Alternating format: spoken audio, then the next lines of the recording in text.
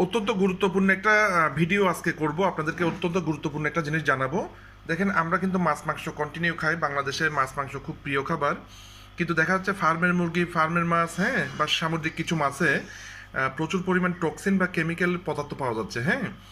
তো এই কেমিক্যাল বা টক্সিনগুলো মানে খালি পানি দিয়ে আসলে বিশুদ্ধ করা যায় না।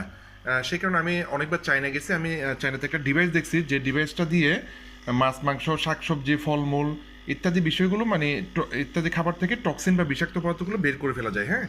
দেখেন এখানে মাছ মাংস থেকে কি বের হচ্ছে, আপনারা নিজেরাই দেখেন।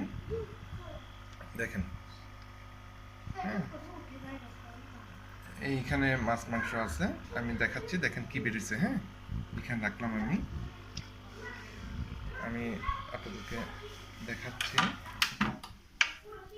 এখানে আপনারা দেখবেন এই মাছ, হ্যাঁ, এই মাংস, ঠিক আছে, এই মাংস, হ্যাঁ, এই মাছ মাছ মাছ মাংস থেকে এগুলো কি বেরিয়েছে দেখেন।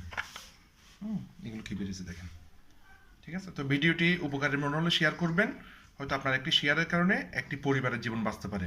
এবং আমি মনে করি প্রত্যেকটা পরিবারে এই ডিভাইসটা ব্যবহার করা দরকার, হ্যাঁ। ধন্যবাদ, ভালো থাকবেন, ধন্যবাদ।